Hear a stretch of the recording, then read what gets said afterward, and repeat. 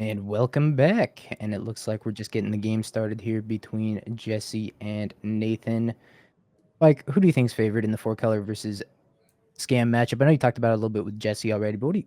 I wasn't there to hear it, so Yeah, what do you think? I think it's very close. I think that scam players usually think that they're favored. I think four color players usually think that they're favored. I think that there is some nuance between main deck and sideboard and mana based considerations from both players that can swing the edge a little bit in either player's favor. But ultimately, I think whoever wins the die roll, I'd rather be on the side of. Although I think you have a lot more experience on probably both sides of the table than I do, so I'd be curious if you had a different opinion. I think it's dead even. Dead even. Unironically, yeah, it could go All either way. right. The games go very long sometimes, or not long at all, just depending on how the answers line up to the threats. Very, very swingy matchup nonetheless.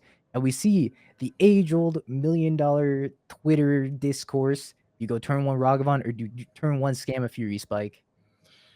I think it's very, very close. This hand is, I think, really interesting, specifically because you almost want to bait a removal spell on Fury here over Ragavan. Like if your turn one Ragavan gets solituded or bolted or whatever, then and you're not able to get that third mana from the treasure token to cast Blood Moon, things could go really, really problematic.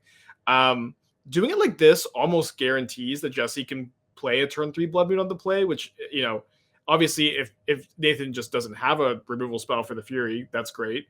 But clearing that removal for the Ragavan, I think, is pretty clear.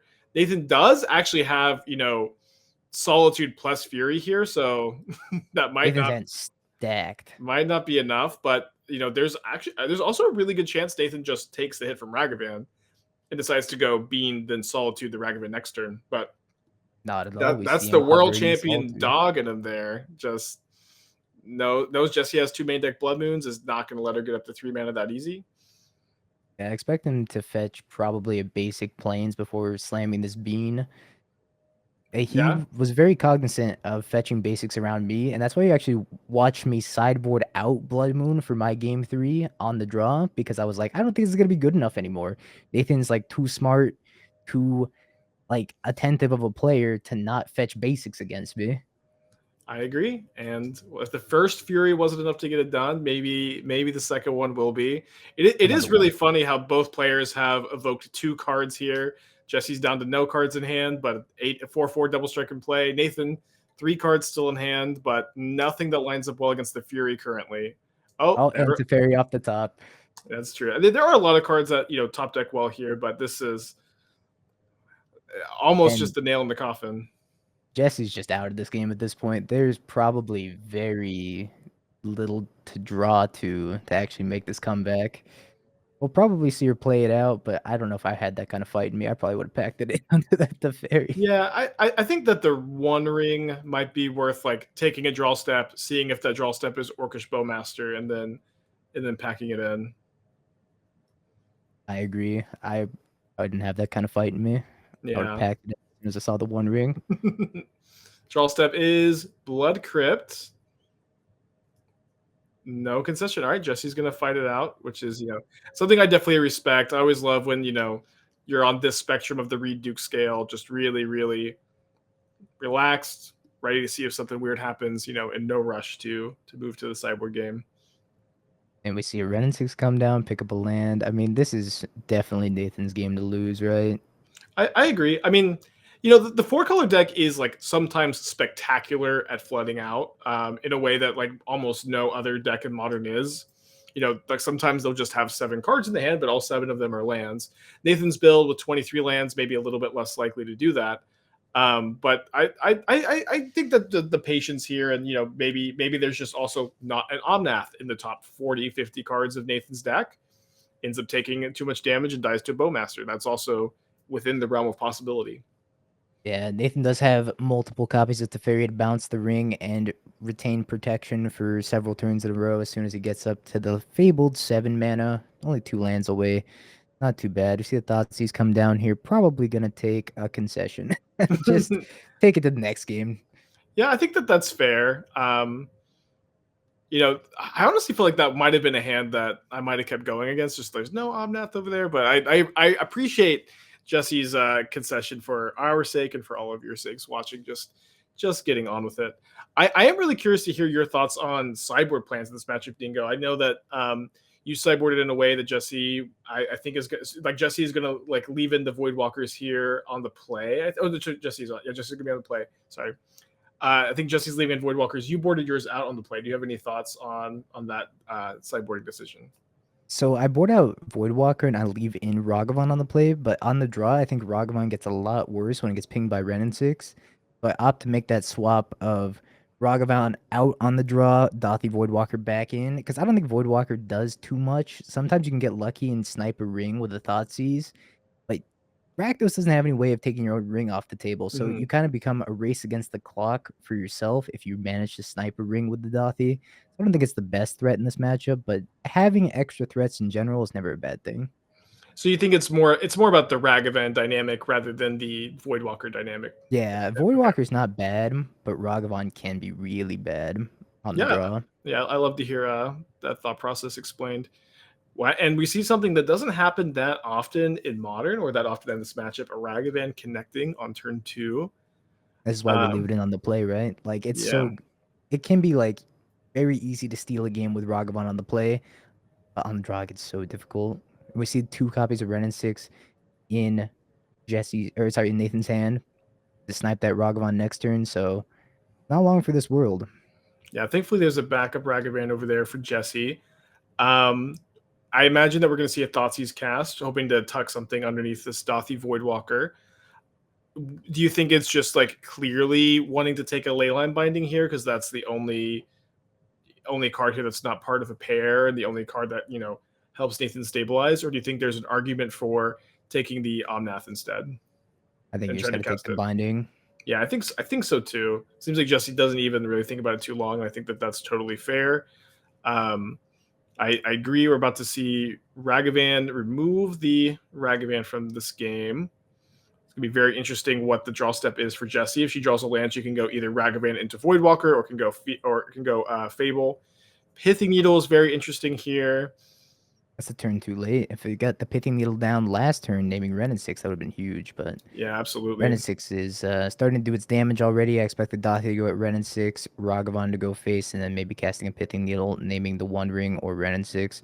We'll see if Jesse's got the foresight to name the One Ring, because Nathan did actually top deck it. Yeah, I think with the other Ragavan known from the first Thoughtseize cast, naming Renin Six is probably what she'll do, and that seems to be the Yep. case. I know that Jesse was like really, really talking about how damage was the most important thing in this matchup, and I think that attitude is reflecting here in her decision to just ignore the Renin Six completely, or at least let the Pithing Needle handle it. Oh, that Blood Moon's going to be really good here. Nathan didn't really have an opportunity to fetch out any basics this game, especially with that Ren and 6 getting needled here. Yeah, So if absolutely. Jesse makes his treasure token here and casts a Blood Moon next turn, it might be lights out. Although the ring is going to buy a little bit of time. Yeah, the ring will buy some time. There will be a basic island over there for Nathan, but of course that's probably the least effective of all the basics you could have. Doesn't cast Blood Besage or Leyland Binding or um, Prismatic Ending to answer the Blood Moon. Third Omnath. Interesting. We're going Goes to see. for the ring instead of an Omnath here. Yeah, it's a little bit more resilient to Fury, Terminate, etc. And you probably don't have Blood Moon on your radar at this point. Yeah, and then you're And also probably wanting to go like Omnath plus land as well for yeah, the next turn. So pretty clean turn for Jesse. Cast Blood Moon, kill Ren and 6. I don't believe that there's anything super handy underneath the Voidwalker. There's the Leyline Binding. Could potentially see Leyline Binding go on the Blood Moon, but I probably with the Blood Moon on the One Ring. But with the Blood Moon in play, I think that the ring might be more of a liability than an asset at this point. probably we see Nathan take 2 more draws. And then, I mean, Nathan is just going to die to the ring here. Yeah, I Can't cast any spells. yeah. There's I believe no legal plays. Knows about the Ragavan. Knows is dead on board. And we're blazing through, blazing through, going to match Fast three. matches today. I don't know if you tuned into the match, the week I played, but we had like multiple hour-long matches, so this is really, really refreshing that they're going by super fast. Well, Reed was in your pod, right? and he Yeah, Reed brought was in that my pod, the Bant no Twins win deck. condition. Yeah, the no win condition. I got 40 minutes on the clock and I'm gonna use all of them deck. Yeah, exactly. A classic. Okay, what do you think of Celestial Purge on Jesse's side? Do you think she ever brings that in just to kill a Ren and 6 or an Omnath? Or do you think it's just too clunky? Hmm. Let me just double check and see if there's any other target besides Rin 6 and Omnath. I think there's a good chance you would want it in over Terminate, although the problem is I guess if you cast Blood Moon, you're no longer able to cast Celestial Purge unlike your Terminates, but there's a good argument that Terminate is mostly in your deck to kill Omnath, and Prismatic or Celestial Purge is a card that also answers Omnath but can clean up a Rin 6 too, which can be another problematic card. Yeah, I think it's kind of close. I might consider bringing in like a single copy over a Terminate, but I'm Hmm. not sure I'm too priced into wanting something like that. Yeah. Both players have awkward hands to say the least. I think that you could make Jesse's hand is so close. Having double Thoughtseize in this matchup is really really nice. Is on the draw, so she has like a better chance of like in Jesse's spot. Any Grief, Fury, or Land all make her hand keepable. She's on the draw. She's like so likely to find one of those in the first two draw steps. This seems like maybe an unintuitive keep. It looks like she has kept against Nathan, who's mulligan to 5. Nathan's 7-card hand had 2 lands, had a Rin and 6, but with Hallowed Fountain, no fetch lands, Rin and 6 uncastable, had to send it back. I think in a league match, I would keep Jesse's hand. In a match playing for top 8 of this modern Super League, I think I would ship it and not have the guts to keep it because it's a close one. It's I a agree that close it's one. close. Do you think that so? Jesse has information that Nathan is mulliganing to 6 at least before she makes her decision. Do you think knowing your opponent's going to 6, are you more inclined to keep this double Thoughtseize hand, or just still too afraid? I would be too afraid. That's fair. I would just play it safe and probably go to 6 myself. Yeah, and your fear seems to maybe be realized as Jesse does not find second land in time. I imagine Teferi Time Raveler is getting removed from the hand, and then we're kind of going to be in a classic, maybe not mana screw versus mana flood situation where Nathan has 2 mana to Jesse's 1, but is ahead on Yeah, mana. the issue with keeping a non-proactive hand like this with just the 2 Thoughtseizes is that if you're going draw for draw with Nathan, he's gonna beat you. Yeah, that is a well said, and Drew certainly the wrong evoke elemental here. Jesse knows that Nathan's hand is 2 removal spells. Doesn't know about the 3rd removal spell here. Very Yeah, difficult to want to go for the Fury.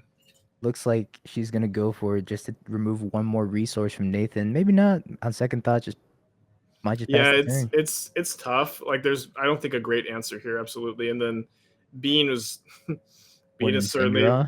one of the best draws Nathan could have had here. Actually, easily the best draw. Bean coming on down, and you got mana for the Lightning Bolt and the Celestial Purge. Stirring the Scolding was the pickup. Not going to be relevant here. Second land for Jesse? No. See, No, this is my fear with keeping these hands. yeah, absolutely.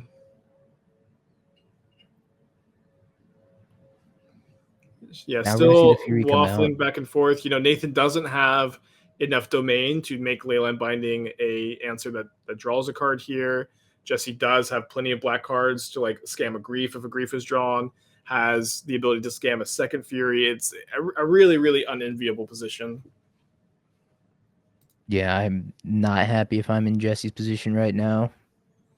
Staring down that bean. I mean, the only solace is that Nathan hasn't hit land drops in a couple of turns, Yeah. but you yourself are just starved on mana. Would you evoke Fury here? It's obviously such a like knuckle grinding decision to have to like run 3 cards. You're just 3 for winning yourself, potentially 4 for winning yourself if Nathan can get domain for Leyline Binding, but you also haven't done anything for 3 turns. You have to get some pressure in play. Such a It difficult sucks, decision. Yeah. but I think you have to do it. Because the way you win this game is just tempoing out with Bowmaster at this point, so you kind of have to make way for these Bowmasters to resolve and survive and deal damage off the bean. Mm-hmm. And the domain is now up to 4, so Leyline Binding costs 2. Nathan is wanting to draw the card and keep the ball rolling, and also save Celestial Purge for a possible Blood Moon that could come down in like 2 turns, not this next turn. And another undying effect, no second land. Jesse reels back in her chair. not happy seeing that. Was that the fourth Undying effect being picked up here? Yeah, I think so. It feels like so many matches when the red black what you call it deck is involved just live and die on how good the draw is for the scam player. 1, 2, 3. Pick up the Kahira.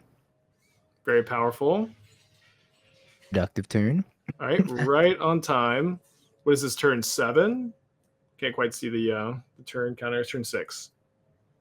Yeah, it's quite a ways into this game at this point. With the One Ring, well, I mean, if Nathan does not shock in that Hollow Fountain and deploys the One Ring, maybe the Bowmaster does a little bit of work. But I Yeah, think Nathan's gonna take a little bit of time and think this through and then shock the Hollow Fountain before deploying this ring. yeah, I think so. Being able to hold up both scolding or lightning bolt seems worth the 2 damage here. Yep, and we're gonna see this Bowmaster eat a Stern Scolding probably. I would think so too. There is a backup bowmaster, but that's also has Nathan currently has 2 answers in hand for it and is going to be drawing lots more cards here. And Nathan says, "Get out of here, you fool of an archer! To the graveyard with ye." Let's see. So it's going to be incredibly difficult for Jessie to claw her way back in the game, but we could see one of those rare games where there just isn't an Omnath in the top 30, 40 cards, and with some bowmaster triggers. Not that we're going to get too many of them here. Nope, Um, it's gonna meet a bolt. yeah, Nathan's life total could potentially get whittled down. Another Now, ring is the pickup.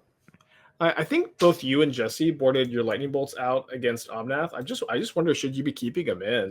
It feels like so many of these games just come down to I'm so behind on cards, I just have to get that life total to 0. Is there any merit in having what is like mostly just a lava spike in your deck post board in this matchup? Honestly, I've been thinking about that too, and it might not be the worst call. It's like boarding out some sort of maybe removal spell, some sort of reactive card, and just bringing in some more proactive cards because you have to get them dead. You're never winning the late game. Yeah, I'm thinking like 3 terminates is too many. Like it mostly only lines up well against Omnath, and Fury also can clean up an Omnath too. But you definitely have a lot more experience with the archetype than I do. I think it's close because sometimes the bolt will just line up so poorly against Omnath. You're like, I wish this was a terminate Yeah, instead so I could actually kill the Omnath. But if they never draw Omnath, the bolt looks mighty appealing. that's true. Nathan has done a really poor. Oh, that's not true. It's funny. Nathan in games 1 and 3 of this match has been dying to draw an Omnath, having tons of cards, tons of resources, no Omnath. In game 2, where he only had 2 lands, had all 4 Omnaths and no way to cast them until the Blood Moon came down. It was too late. See Dothy Voidwalker come out. Believe Nathan's got ring protection, so passing of the turn, no damage. Draw 2. There's a Another beam. bean. These Line up kind the of stop. these kind of games where like Jesse's so behind, has to get 4 for 1. I'm always rooting for the underdog here to make some kind of crazy comeback. And this is Nathan has 8 cards in his hand right now. One of them is relevant. One like the Celestial Purge is really the only relevant piece of action here.